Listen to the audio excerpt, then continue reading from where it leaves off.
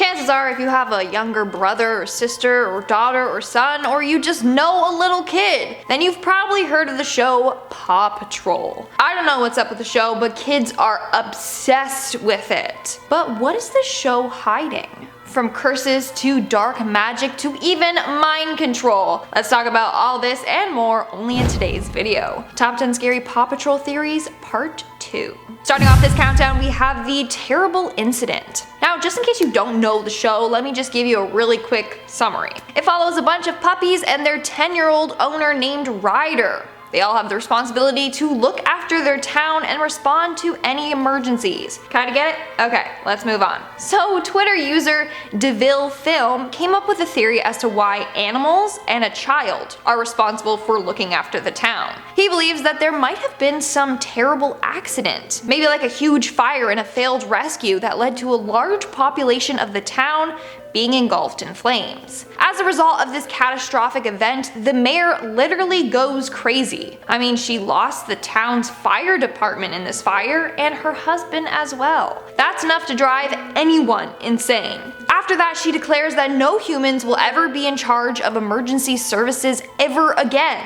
So she makes the dogs in charge, with one sole leader. She does this as an attempt to prevent more of her citizens from dying. And you know, Chicolita, whatever her name is, her chicken that she's constantly seen with, well, she's convinced that the soul of her dead husband is inside that chicken. It's a pretty crazy theory if you ask me. Moving on at number 9, we have the imagination. If you guys are liking this video so far, make sure to give it a big thumbs up because it really helps us out. Theory goes that this whole show is just one big hallucination made up by Ryder. He created this fantasy life where he is the hero to escape his bad home life. In reality, he has very neglectful parents. Half the time, he's left at home by himself with his stuffed animal dogs. So he spends his days playing with these toys and imagining a different reality. One where he's happy and saves his town.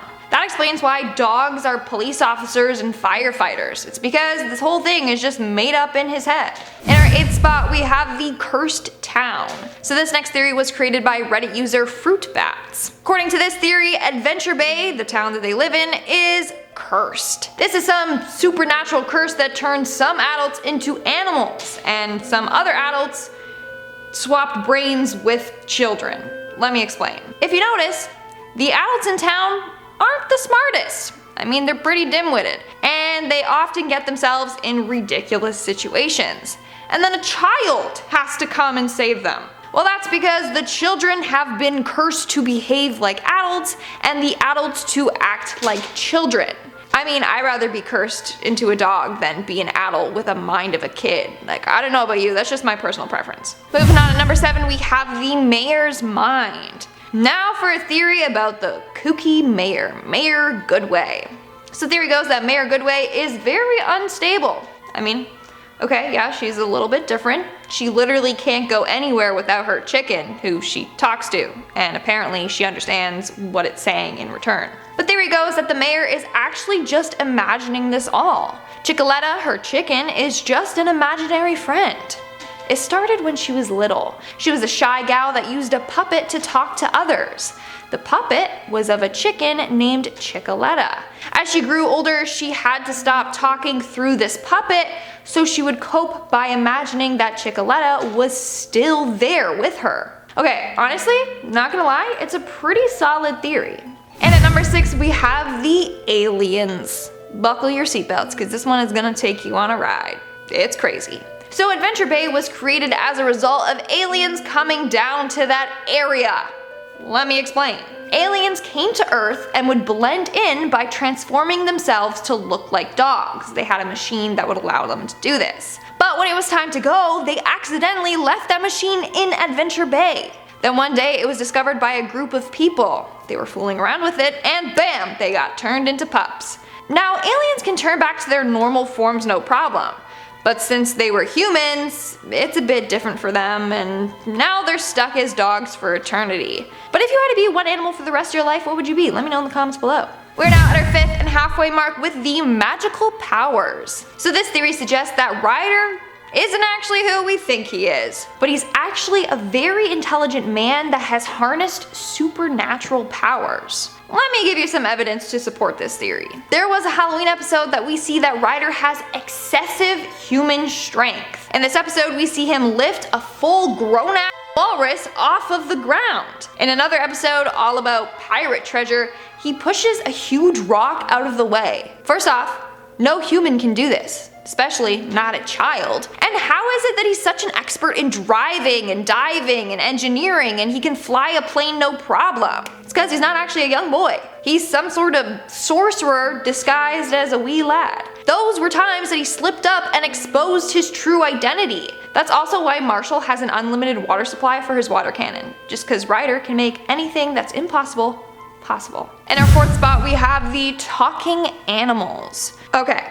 so yes, I know Paw Patrol is just a cartoon, and that's why the animals can speak. But bro, just have some fun and move past that for a second, okay? How come in the show only certain animals speak and certain animals can't? Like, hello, the mayor's chicken can't talk and it doesn't act like a human, but then you got the pups who act like a human and do human stuff, so what is going on there? Well, theory goes that the puppies are not real animals, but robots in disguise. But obviously if the town had robots running around, people would freak out.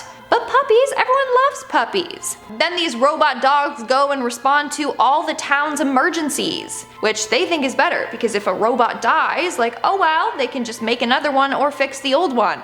But if a citizen dies, then that's sad and everyone mourns. So the dogs or animals that talk in the show are actually robots. In our third spot, we have the authoritarianism. Someone analyzed the heck out of this show. I'm pretty sure it was just some mother that had way too much time on their hands. Anyways, the author of this theory suggests that the show is trying to promote authoritarianism. For starters, TV shows have a big influence on kids growing up, right? This show is about a world where obedient dogs do as they're told. The leader of the Paw Patrol pups is Chase. Everyone under Chase's orders do as they're told. Chase is then subservient to his boss, Ryder. Everyone behaves and does as they're told. One problem, Chase is a police dog. So the author believes that this show is trying to show that police are the main authority figures in society and they should not be questioned. You do as they tell you to and you never question their actions. And based on everything that's been happening this year and last year, we know that that's not the case. So it's sending a very bad signal to children depending on what your beliefs are. Moving on to number 2, we have the normality. Okay, so this next point comes from the same blog as the last. Basically, in season 2 of Paw Patrol, Chase becomes an intelligence agency surveillance officer. And in one episode, it shows Chase with a drone. These episodes were from 2014. Well, guess what? In 2014, the US government used drones to kill 1,147 people. Coincidence? Seems a little suspicious. But it doesn't stop there. The author believes that Paw Patrol is teaching kids that state surveillance is okay and normal, and that police doing these kind of acts is okay. The article said, and I quote, "Chase will be their first fictional representation of the police and the surveillance state we now live under. For society to have a chance at becoming more free and more democratic and less authoritarian, it cannot allow its youth to be indoctrinated to accept the surveillance state, the natural authority of the police, and the ubiquitous use of drones for surveillance and state-sanctioned murder." Yeah, they wrote that all. They got that all from a kid's show. It's insane. That's all I gotta say. That's insane. And in our number 1 spot, we have the stereotypes. Surprise, surprise. This was also a point touched on that last article as well. But honestly, I noticed this as well while watching a couple episodes. So in the first season and a bit, there's only one female member of the Paw Patrol team out of the 7 members. This is Skye. Skye is a helicopter pilot, but is seen wearing a pink uniform. They even pointed out that the uniform is smaller than the other Paw Patrol members. This displays that in order to be accepted into the workplace, you have to look traditionally feminine. Plus, really, she had to wear pink? Like, that's so stereotypical. Anyways, the other main female character in the show is Mayor Goodway. But she's portrayed as a complete fool. In fact, half of the time she panics and turns to the male characters to have her problems resolved. Also, her great-grandfather was mayor, suggesting that she got the position by it getting passed on to her, not because she got it by working hard for it. So again, this author believes that this show is reinforcing stereotypes and putting women in a negative light. Again, just a friendly reminder to be nice in the comments because this is just a show about theories. I don't like reading the comments about, it's just a cartoon show, all these theories are stupid. Like, have fun, relax a little, okay? And with that being said, let's move on to our comment shoutout portion. I'll be shouting out comments from the video, top 10 influencers who disappeared without a trace. Mobile Arsenal player commented, if you see this, stay safe, healthy, and have fun outside, and happy late Easter. Oh, I love comments like this.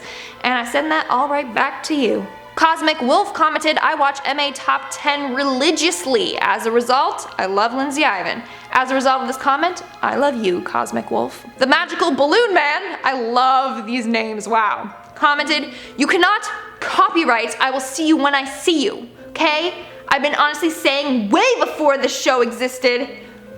Also, you said it wrong. You wrote, I will see you when I will see you. That's not what I say. I say, I'll see you when I see you. So that's two completely different slogans, catchphrases, whatever you want to say. So get your facts right, okay, Balloon Man? Alright guys, that's all the comments I'm shouting out for today's video. Make sure to comment something down below for a chance to be featured in my next comment shoutout. And as always, don't forget to give this video a big thumbs up and subscribe to Most Amazing Top 10 for more amazing videos. I've been your host, Lindsay Ivan, and I'll see you when I see ya. Copywriting that.